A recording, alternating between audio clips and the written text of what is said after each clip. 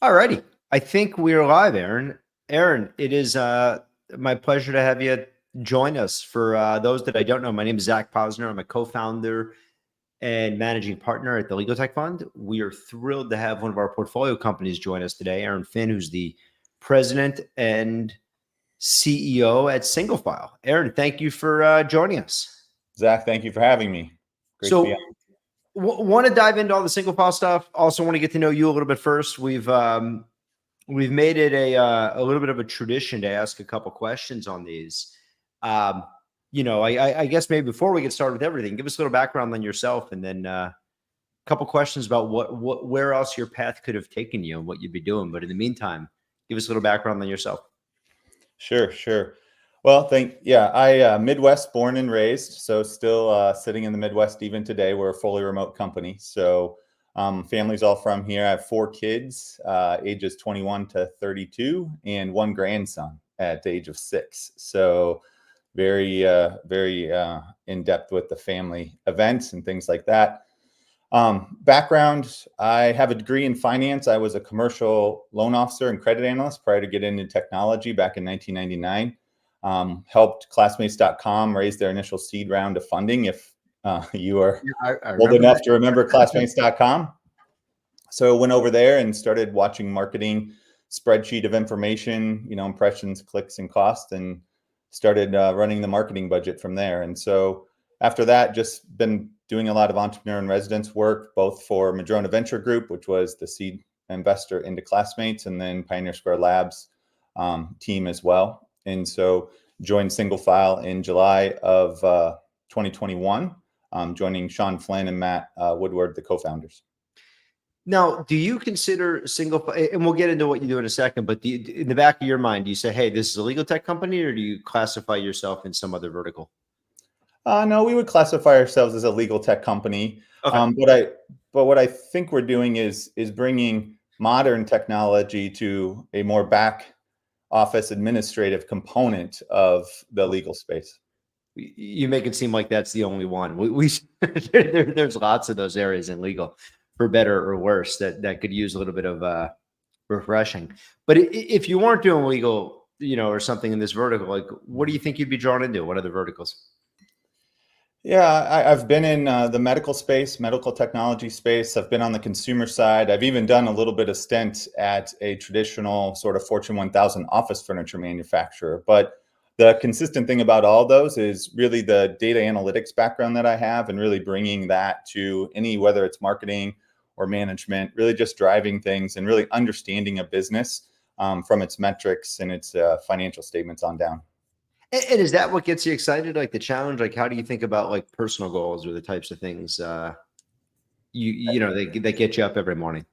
I do. I really like understanding the intricacies of the business itself and sort of the math behind it all. And so I'm one of those that get into a spreadsheet or a model and really want to understand the business and what levers to pull and how to drive growth.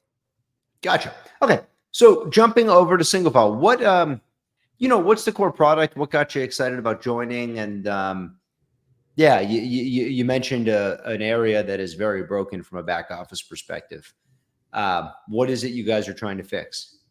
Yeah, I think what we're trying to fix is really the manual sort of paperwork burden that comes with compliance, with bureaucracy today, with what I call jurisdictional OS, right? Any of those reports or filings or things you have to do with any government agency as a business. Oftentimes that's done through PDFs and spreadsheets and calendar appointments, and really trying to bring a much more modern technical stack to help eliminate a lot of that manual paperwork burden.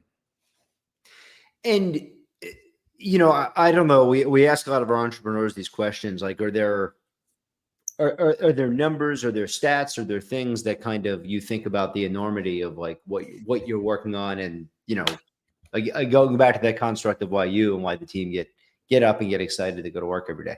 I do. This is the story that I tell. So the Office of Management and Budget has to produce routinely an estimate of how much paperwork burden the federal code places on the U.S. economy.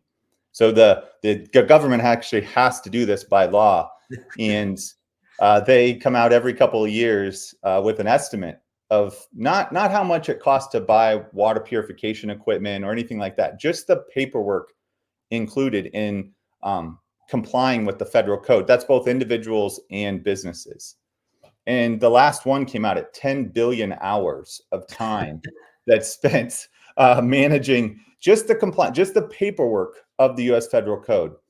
And they'll show that about 30% of that is individuals, so taxes, Medicare, Medicaid, immigration, things like that, all the paperwork that goes into all those. So 3 billion hours on individuals, but 7 billion hours of that is on businesses, right? And some of that obviously is corporate taxes. Let's even say that's half. I don't think it's quite that, but that's still 3.5 billion hours of paperwork burden that businesses have to place just complying with the federal code. And we do a lot of work with a lot of law firms, and our lead law firm, Wilson Sonsini and Craig Sherman, he liked to say, but that's only federal. That's not every state, because every state basically has their own code and their own different, what I refer to as jurisdictional OS. And so you're talking billions of hours of our economy are spent just completing forms, submitting paperwork, and that's the US economy. Now think about that down to the county, to the city, think about international. You're talking tens of billions, if not hundreds of billions of hours of just filling out forms and submitting them to government agencies in all the various ways that those bureaucracies ask for it. You got me. Not even on the corporate side, just thinking about the 3 billion hours. There's only 300 million or 350 million Americans. I don't know the most recent number. Like that is sizable. I wrote that down, that jurisdictional OS construct. Mm-hmm. When you think about GRC or wherever you guys fall, like maybe dive a little bit deeper. Like what are some actual examples, some of the actual products you guys are offering now?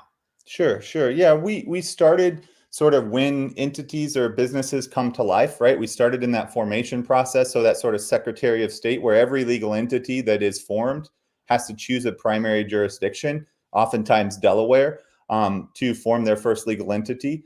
And so there's an industry there called the filing and registered agent business. It's billions of dollars a year. And you start with filing fees and then annual subscriptions, because every legal entity in every jurisdiction has to have a physical address to receive service of process, right? And so you have these century-old industries that have been built up sort of collecting all this mail and being these registered agents for all of these legal entities. And, it's very manual, it's very paperwork driven. And so our solution really brings a cloud native platform to that sequence of events. And so oftentimes it maintains service providers, usually a law firm, to help you form an entity. Then the company has to take it on and file compliance reports after with each state. So my favorite sort of discussion is called annual reports. And I put those in quotes because every state has you file some form. Most every state, I shouldn't say every state. There are a few that actually don't. But most states actually have you file something at least once a year, maybe every other year, that says, hey, I'm still here, I'm still in business, we're still legal, and here's a little bit of recurring revenue for you, Mr. State or Mrs. State, right? So it's called the annual report. But if I showed you the list of due dates for every state, it's the most bureaucratic nightmare of a sheet you've ever seen, right? No human should have to actually remember any of that, right? And it's just because everyone made their own. They all have their own naming conventions, their own data architectures, their own ways to submit. And it's just, so you get this legal entity, you've got to do a bunch of compliance work just to create it. Now you've got to perpetually maintain that entity, file something every year almost with every state you're doing business in. And now you throw the Corporate Transparency Act on there, which is the newest compliance law.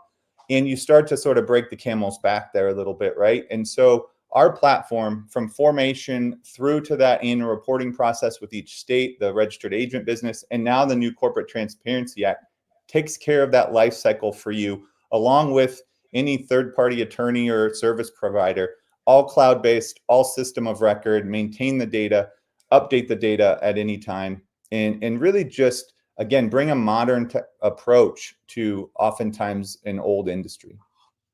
You talk about the modern approach. I can, well, first off, I believe or I have reason to believe from interacting with you and other companies that like the basic workflow system's just not even there. So there's tons of opportunity directionally, hundreds of millions, billions of dollars just to try to solve some of that workflow stuff. But I'm curious, I think we're almost coming up on the 2-year mark from when ChatGPT demoed and a lot of this like advanced AI and LLMs kind of came out. I'm curious, is this affecting you guys, or are you real, or you don't even need to deal with that right now because the system is just so broken? And by the way, I personally, like we at the fund manage a ton of different entities, and literally our providers, our historical, we've now everything we have the opportunity to, we're moving to folks like you guys. But our historical things, we're literally getting paper in the mail and trying to figure these things out. But I'm curious that your mind share or your product team's mind share on a day-to-day basis, and how much you just say, hey, it's just workflow, let's just connect these dots a little bit better, versus, wow, we got some pretty awesome technology coming out as well. Yeah. Well, yeah. So yeah, I mentioned workflow a lot, paperwork burden, filling out forms, right? And that does cost, as I mentioned, the economy a lot of time, right? And money. But it's really about the intelligence behind it. And AI is something that we utilize on a regular basis. Think about how you receive evidence back from a particular jurisdiction, right? It's usually in a PDF. So you got to open that PDF, you got to understand who it's for, what it's for. There's often really valuable data within that information, that PDF that you have. So you got to extract all that data. So we have an extraction AI that it basically takes all that evidence, ingests it all, and then puts it in the appropriate spot in our data architecture so that it's utilized for the next filing or the next compliance initiative. It can update data. And so that's one area. The other area where I think it's even more powerful is understanding jurisdictional OS. And so just trying to stay up with the changes in every state or city or county rule or law or compliance initiative is almost impossible. And there are a lot of companies that try to do it with a lot of humans. But I think AI is going to play a real role in sort of understanding the sort of compliance network or net that's across the globe in some respect, and understanding it and maintaining it. And that's really what our vision is to do, is to build those APIs into these sort of jurisdictions or their bureaucracies sort of data architecture and understanding. I know you got quite a few customers that are that you're already helping to connect the dots for.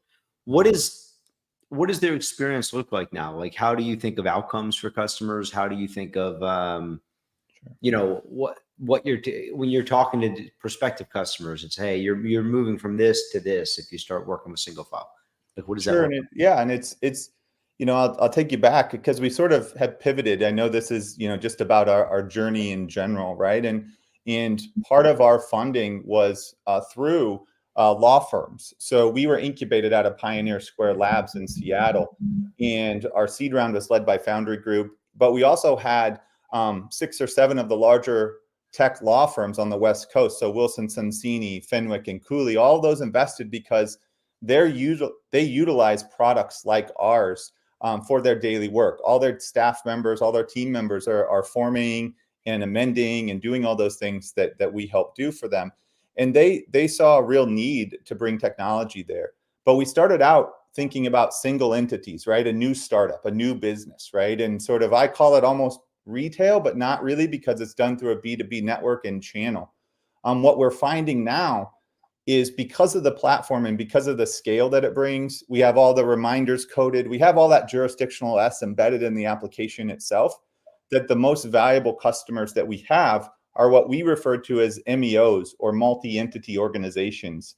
And so those are organizations that utilize legal entities as a part of their ongoing business. You're one of those, right? You have LPs, you have GPs, you have all these legal entities that help you manage your investment portfolio, right? Some of your investors probably are investing through their own legal entities. Yep. And so what we found, because of this cloud native system of record that lets multiple people participate in one set of data, that the bigger you are in terms of size of legal entities, the more valuable. So we have AngelList Ventures, for example, is a customer of ours, and they allow you to go to their website and create a limited partnership like instantly. We do all the formation compliance work for those entities that are created there. So the more scale you have, the more valuable we are. And that's really what we're finding is, this, you have one entity, maybe it's in a few states, you can kind of handle that as an individual or as a team, but you start getting 100 or 1,000 or 10,000 entities that all have to comply with, dozens or hundreds of different jurisdictions. It's impossible to do from a human perspective. So one of our recent customers is a real estate investment firm with over 2,000 entities. They actually were working with two of the law firms that we actually work with as well, DLA Piper and Goodwin Proctor. And we're able to let those three teams work more closely together in a more efficient way. So there's less spreadsheet passing around. There's more intelligence coming back from the platform about what needs updated, what reports coming due. All that intelligence that we put in there is made available to all three of those constituents that are working on that one organization with all of those entities. It sounds like with 50 with federal requirements, 50 states and thousands of counties, you guys are keeping busy. But I'm curious if you benchmark, if you poked around with international jurisdictions. And the question that I would have is, all this Corporate Transparency Act stuff's brand new here. I mean, I literally, we're in the first year of it, but it seems like we're way behind. I mean, this is effectively know your business, know your customer types of questions. And I'm curious, like, do you think in general the U.S. is behind other countries with this stuff?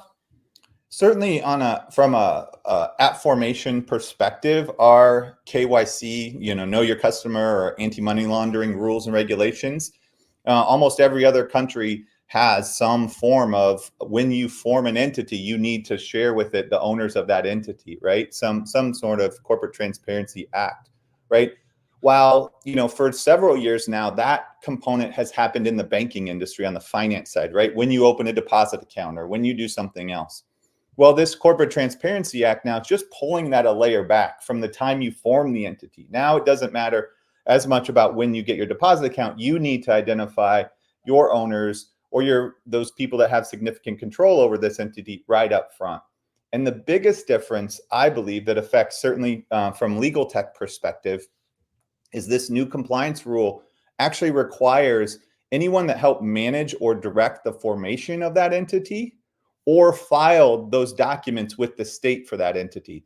So it's called a company applicant. And so that's now drawing in law firms and their staff to actually have their personally identifiable information be associated with these entities that they help manage or direct the creation of in perpetuity, right? And now law firms are like, that haven't been drawn into that side of the compliance component, having their names perpetually associated with their legal entities that they form. Now they're starting to stand up and say, hang on a second, we've got to make sure that these things are being filed. We've got to make sure we know whose staff is on these things. So it's really changing the nature, or really when this KYC and who it's impacting is happening. So if you zoom out, and kind of the world comes together like the way you think it's going to, like, what does SingleFile look like in 5-10 years? How does it evolve, or or maybe, maybe for better or worse, it doesn't need to evolve because no, it does. Yeah, we definitely but there's do. so much friction in our system that, like, it's No, there's a lot of manual work to remove. I think anybody that is involved in this understands that. So we've got a lot of work to do, but ultimately 5 or 10 years from now, I look at all those things I mentioned, all that data that needs to be go from a company or an organization to a government agency is passing freely behind the scenes, right? Delaware is a great example, right? Every year as a corporation, you have to provide Delaware both accounting and equity information, right? Every year. And it changes every year, right? That's a human. The Delaware site doesn't remember it. You got to go type it in again, right? It probably changes anyway.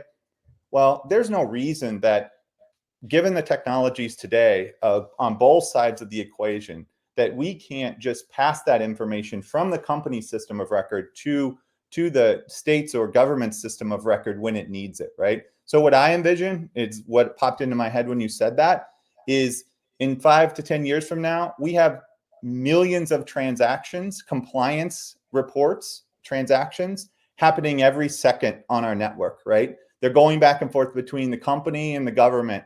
I think blockchain plays a big role here in terms of transparency and understanding of who's active, who's legitimate in this contract, if you want to think of it that way. I think there's just thousands or millions of transactions happening every day through the SingleFile network, if you want to call it that. And do you think the states come along, or do you just from a technology perspective, or do you think that you just have to imagine a world where they don't, and if they do, it's just kind of bonus and it'll make SingleFile's life a little bit easier? Yeah, I think they come along. I think they've been coming along. There's always industries that are a little slower to adopt, given the infrastructures that they have, given the amount of risk that they can't, impact, right? I've worked in the medical field, now in the legal field, and you've got to be very careful about all these things that you do. So it's pretty understanding why things move slow. But I think obviously the states and the other, government jurisdictions want to come along because it only helps them to get more effective, to get more streamlined, to take more of this paperwork burden off of their staffs, right? You're seeing times where people are understaffed and filing deadlines are getting extended. So everyone in this chain needs relief, and technology is there to do this. That's what we believe, right? I saw a quote where someone was talking about AI, and I think it was an artist, and I'm going to probably butcher it, but she said, I don't want my AI to make my music or my poetry. I want AI to do my laundry and my, housework, right? Like, I want to do the creative things. And that's what we feel about SingleFile is we don't want you to have to take one piece of data, put it in something else, and send it over somewhere else, right? Let technology do those things. Yeah, that makes a ton of sense, and I think that's a perfect place to kind of wrap this up. But thank you for spending a few minutes with us. I guess one final question for you is, if there's an ask you have of either the audience listening today, or most likely a lot more folks we've seen are listening to this and watching this once we post these in the future, what would that be? And then how can people get in touch with you? Actually, you made it really easy. I did make it easy. I put my email address right in the name. So that's an easy way to get a hold of me. But, compliance is important. And oftentimes a lot of the people that may be listening to this have missed a deadline or had something go bad and they needed to fix that, right? Look at who your providers are. Look at what sort of approach they can bring. And, and I would be remiss to say, the Corporate Transparency Act for existing entities prior to this year is due at the end of the year. So if you're unfamiliar with that, reach out to us, do your research online. But that is something that's going to impact over, according to the government, 32 million individual entities. And I don't think more than like 3 million have been filed so far. So there's a lot of filings to be happening here in the next few months. So is it going to ruin everybody's? It's going to ruin. It's going to ruin the entire end of the year for everyone. Yes, it's kind of like, I know law firms are notoriously known for trying to collect at the end of the year. It's just going to be the same thing. Everybody's going to be like, we need your number. Collect at the end of the year for something brand new. Yes. All right, Aaron, I can't thank you more enough for spending a few minutes with us. It's I've enjoyed every interaction with you. We love having you as part of the portfolio, and it's been awesome to watch you guys succeed. So thank you very much. We love being a part of the portfolio. Thank you for the support, and looking forward to the next summit here coming up. So December 4th through 6th. Yep. Thank you. All right. Thanks, Aaron. Cheers. Bye-bye.